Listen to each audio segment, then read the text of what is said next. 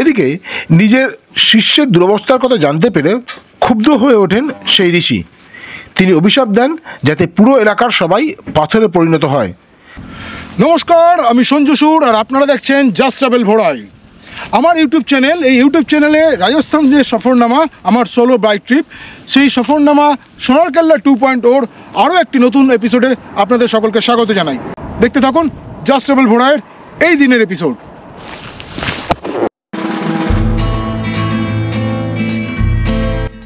বার্মের শহর থেকে জাস্ট বের হওয়ার সঙ্গে সঙ্গেই আশেপাশের দৃশ্য পুরো পাল্টে গেল। দেখলেই বোঝা যাচ্ছে আমি কোনো মরু শহরের আউটস্কার্টস দিয়ে যাচ্ছি।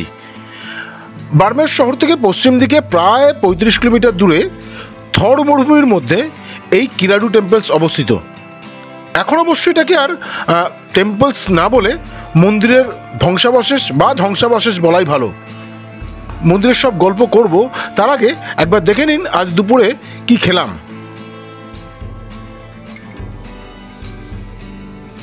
বারবেরে পৌঁছেই প্রথমে যেটা করি সেটা হচ্ছে চেক ইন করলাম।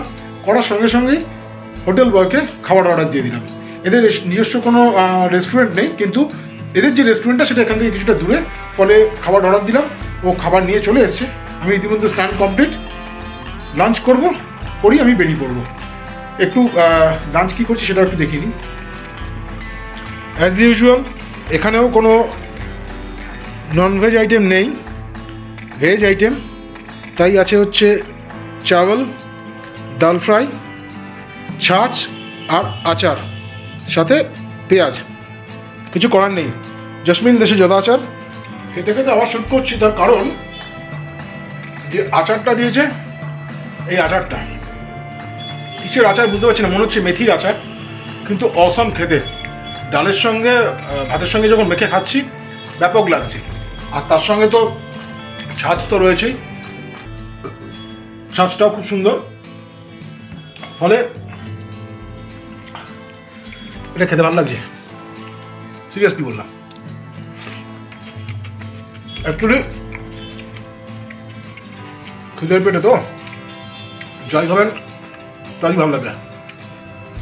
ডালের পরিমাণ অনেকটা বেশি, একার জন্যে রাইসটা যা ছিল পুরোটাই খেয়ে নিয়েছি, সেটা নিচ্ছি। আচারটাকে প্রথমে দেখে আমার মনে হয় যেন মিক্সড পিকল, কিন্তু তা নয়, আমভাবের ব্যাপার নেই, তুমি মিক্সড মেথি পিকল এরকম কিছু একটা হবে। রাজস্থানের এই শহর থেকে গুজরাট খুব একটা দূরে নয়, আর বার্মেরের আরও পশ্চিম দিকে মাত্র 60-70 কিলোমিটার দূরে ভারত পাক সীমান্ত। কিরাডু টেম্পলস দেখতে গেলে আপনার কাছে যদি নিজস্ব গাড়ি থাকে তাহলে তো কোনো কথাই নেই, না হলে আপনি বার্মের শহর থেকে গাড়ি বুক করে আলাদাভাবে আসতে পারেন। ভাড়া কিন্তু আপনাকে দরদাম করে নিতে হবে। এছাড়া বার্মের স্টেশন থেকে অটোতে চৌহতন সার্কেল বলে একটা জায়গা আছে, সেখানে পৌঁছতে হবে। অটোতে ওই 10-15 টাকা করে নেয় জনপ্রতি। সেই চৌহতন সার্কেল থেকে লোকাল বাস পাওয়া যায় কিরাডু যাওয়ার জন্য। জনপ্রতি এখানে ভাড়া হচ্ছে 20 টাকা। তবে একটা জিনিস খেয়াল রাখবেন, কিরাডু এলাকাটা অনেকটা দূরে, বার্মের শহর থেকে অনেকটা দূরে, আর খুব একটা জাঁকজমকপূর্ণ এলাকা নয়। অনেকটা বলা যেতে পারে যে পাণ্ডববর্জিত এলাকা। ফলে বাস সার্ভিস খুব একটা রেগুলার নয়, ফলে নিজের গাড়ি নিয়ে আসাটাই খুব ভালো। আর এই যে রাস্তা দিয়ে আমি যাচ্ছি, দেখুন এই রাস্তার যা সিনিক বিউটি, এটা আপনাকে একটা অন্য রকমভাবে আকর্ষণ করবে। আপনি যদি নিজের গাড়ি নিয়ে আসেন, আর বাইক হলে তো কোনো কথাই নেই। ডান দিক বাদিক যেদিকে দেখাবেন পুরো থর মরুভূমির এলাকা, এবং সেখান থেকে এইভাবে বাইক নিয়ে যেতে অসাধারণ একটা ফিলিং হচ্ছে। NH 25 বা জাতীয় সড়ক 25 ধরে এসে এখান থেকে ডান দিকে ঢুকে যেতে হবে। এই যে রাস্তাটা ঢুকে যাচ্ছে, এই রাস্তাটার নাম বা এলাকার নাম কী যেন বললো, জাসাই বাইপাস। এখান থেকে আরও প্রায় 3 থেকে 3.5 কিলোমিটার আমাকে যেতে হবে, এই রাস্তা ধরেই যেতে হবে।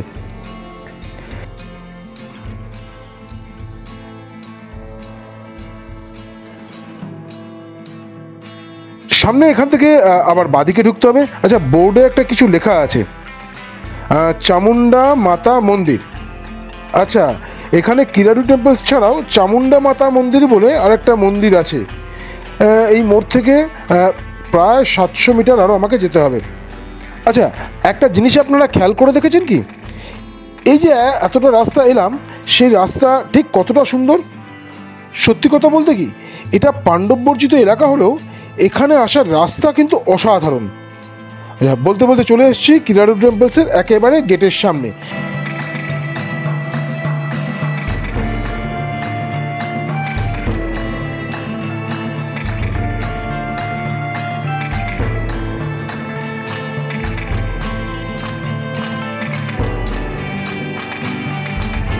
এখানে একটা জিনিস লেখা আছে, সকাল 9টা থেকে সন্ধ্যে 6টা পর্যন্ত গেট খোলা থাকে।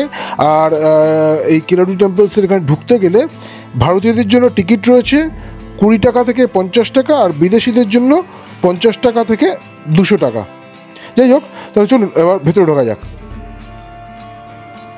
এবার আপনাদের বলি কেন এই কিরাডু টেম্পলস আমি দেখতে এলাম। ঐতিহাসিক তথ্য অনুযায়ী 11th সেঞ্চুরি থেকে 12th সেঞ্চুরির মধ্যে এই মন্দিরগুলো তৈরি করেছিলেন চালুক্য রাজবংশের রাজারা। এখানে মোট প্রায় 108টা মন্দির ছিল, মূলত হিন্দু মন্দিরই এগুলো। এখন এখানে আর মাত্র 5টা মন্দিরের ধ্বংসাবশেষ পড়ে রয়েছে। এর মধ্যে সোমেশ্বর মন্দির, যেখানে শিব পূজিত হন, সেই মন্দিরটি এখনও অনেকটা ঠিকঠাক অবস্থায় রয়েছে, যদিও মন্দিরটির চূড়া ভেঙে গিয়েছে আর মণ্ডপে যে ছাদ সেটা আর নেই। সামনের এই যে মন্দিরটা দেখা যাচ্ছে, এটাই সম্ভবত সেই সোমেশ্বর মন্দির বা মূল মন্দির বলা যেতে পারে। একটু ভালো করে দেখি আগে, চলুন। 108খানা মন্দির তৈরি করা হয়েছিল সেই 1100 শতক থেকে 1200 শতকের মধ্যে। বিভিন্ন চোল রাজারা তাদের সময়কালে এই ধরনের মন্দিরগুলো তারা তৈরি করেছিলেন, এবং প্রত্যেকটাই কিন্তু হিন্দু দেবদেবীর মন্দির। বিভিন্ন দেবদেবী এখানে পূজিত হতেন। এখন যদিও মন্দিরগুলোর অবস্থা এরকম হয়ে রয়েছে। সোমেশ্বর টেম্পল ছাড়া এখানে রয়েছে একটা বিষ্ণু মন্দির, যার শুধুমাত্র কিছু খিলার অবশিষ্ট রয়েছে, যদিও এখানে ঠিক কোনটা সেই মন্দির বলে বোঝানো যাবে না। এছাড়া আরও বেশ কিন্তু 3টে শিব মন্দিরও এখানে ছিল। শোনা যায় 1178 খ্রিস্টাব্দ নাগাদ যখন চালুক্যরাজ ভীমা II রাজত্ব করছিলেন, তখন মোহাম্মদ ঘুরি এই এলাকা আক্রমণ করেন। সেই সময় মন্দিরগুলো ধ্বংসপ্রাপ্ত হয়। মন্দিরের যে স্থাপত্যশৈলী, সেটা অনেকটা ওই মারু গুর্জরা শৈলীতে নির্মিত বলে মনে করা হয়। এই মন্দিরগুলো নিয়েও অনেক রোমহর্ষক গল্প রয়েছে। লোকমুখে প্রচলিত, মোহাম্মদ ঘুরির আক্রমণের পর যখন পুরো এলাকা এক প্রকার ধ্বংস হয়ে যায়, তখন আবার মন্দিরগুলো সহ পুরো এলাকা সাজিয়ে তোলার জন্য এক ঋষি বা সাধুর শরণাপন্ন হন তৎকালীন চালুক্য রাজা। সেই ঋষি বা সাধু এলাকার সুখ শান্তি ফিরিয়ে আনার জন্য সব রকম আচার অনুষ্ঠান করেন। তারপর তিনি নিজের এক শিষ্যকে বাকি কাজ দেখার ভার দিয়ে এলাকা ছেড়ে চলে যান। ঋষির সেই শিষ্য তখন সেখানেই থাকতে শুরু করেন বা এখানেই থাকতে শুরু করেন। দিন, মাস, বছর অতিক্রান্ত হতে থাকে। অনেকেই সেই শিষ্যের কথা ভুলে যান। শিষ্যের দেখাশোনার দায়িত্ব ছিল একটি কুমোর পরিবারের। এদিকে নিজের শিষ্যের দুরবস্থার কথা জানতে পেরে ক্ষুব্ধ হয়ে ওঠেন সেই ঋষি। তিনি অভিশাপ দেন যাতে পুরো এলাকার সবাই পাথরে পরিণত হয়। সেই থেকেই নাকি এই এলাকা এক প্রকার লোকচক্ষুর অন্তরালে চলে যায়। যদিও এই বিষয়ে আরও অনেক রকমের গল্প আছে, তবে আপাতত এই এলাকাটা একেবারেই বার্মের শহর থেকে প্রায় 39 কিলোমিটার দূরে পাণ্ডব বর্জিত এই এলাকা। আমি যখন গেটে টিকিট কাটছিলাম তখন জানতে চেয়েছিলাম ট্যুরিস্ট বা পর্যটক তেমনভাবে আসে কিনা, কিন্তু ওনারা যেটা বললেন যে খুব একটা বেশি পর্যটক এখানে আসে না। ওই রাজস্থানী পর্যটক বা রাজস্থানের স্থানীয় কিছু মানুষ, তারা হয়তো কিছু আসেন, আদারওয়াইজ বাইরের পর্যটক খুব একটা আসে না। যদিও আমি আরও একবার বলছি, এই স্থানের ঐতিহাসিক গুরুত্ব কিন্তু যথেষ্ট বেশি।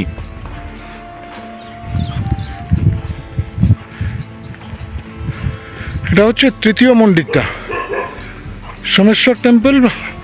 তার পাশে বাদিকে একটা মন্দির, আর তার ঠিক উল্টো দিকে এই মন্দিরটা। এটা এখনও বলা যেতে পারে 90%-এর বেশি ঠিকঠাক আছে।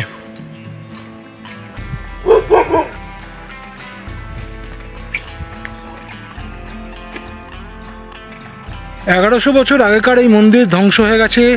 এখানে আর কোনো মূর্তি নেই, ফলে পুজো অর্চনারও কোনো বিষয় নেই। কিন্তু এর ঠিক পাশেই পাহাড়ের টিলার উপরে এই সামনে এই যে দেখা যাচ্ছে, এটা কিন্তু এখনও পুজো হয়, চণ্ডী মাতার পুজো হয় এই মন্দিরটাতে। কি সুন্দর সাজানো গোছানো রয়েছে, যদি হেঁটে উঠতে হয়। এখানে নিত্য পুজো হয় আর কি। আরেকটা মন্দির রয়েছে পাশে, এখানে দেখা যাবে কিনা জানি না, সাদা মতো একটা মন্দির রয়েছে। এই যে এই মন্দিরটা, এখানেও নিত্য পুজো হয়, তবে এটা ঘুরপথে যেতে হয়, এদিক দিয়ে নয়। এই কিরাডু অঞ্চলের মানুষজন এই দুটো মন্দিরে এখন আপাতত পুজো দেন, এই সাদা মন্দিরটাতে এবং তার সঙ্গে সঙ্গে এদিকের এই চণ্ডী মাতা মন্দিরে। এবার আমার ফেরার পালা। ঐতিহাসিক এই কিরাডু টেম্পলস দেখতে দেখতে কোথা দিয়ে যে ঘন্টা তিনেক কেটে গেল বুঝতেই পারলাম না। ভেবেছিলাম কিরাডু ঘুরে বার্মের শহরে ফিরে ওখান থেকে বার্মের আহমেদাবাদ জাতীয় সড়ক ধরে আরও দক্ষিণে 10 কিলোমিটার দূরে মহাবার স্যান্ড ডিউন্স দেখতে যাব, কিন্তু সূর্য এখনই পাটে বসতে শুরু করেছে। আমাকে এখনও প্রায় 20-25 কিলোমিটার যেতে হবে, তারপর সেখান থেকে আরও 10 কিলোমিটার। থাক, মহাবার স্যান্ড ডিউন্সটা আপাতত বাদ দিচ্ছি, কারণ এখান থেকে আমি যেখানে যাব, অর্থাৎ কালকে আমি যেখানে যাব, সেখানে আরেকটা অপেক্ষাকৃত কম পরিচিত স্যান্ড ডিউন্সে আমি রাত কাটাবো। আমার পরের এপিসোডগুলোর দিকে নজর রাখুন। অসাধারণ এবং বাঙালিদের কাছে অপেক্ষাকৃত অপরিচিত আরও বেশ কিছু জায়গার সন্ধান আমি আমার এই চ্যানেলের মাধ্যমে আপনাদের সামনে নিয়ে আসব। ততক্ষণ পর্যন্ত একটু অপেক্ষা করুন। আর যদি এতক্ষণ আমার এই এপিসোডটা দেখে থাকেন, তাহলে বলবো, যদি এখনও আমার চ্যানেল সাবস্ক্রাইব না করে থাকেন, তাহলে প্লিজ একটু সাবস্ক্রাইব করবেন। এটুকু সহযোগিতা তো আমি চাইতেই পারি, কি বলেন? চলতে চলতেই এই এপিসোডটা শেষ করছি। সবাই ভালো থাকবেন। নমস্কার।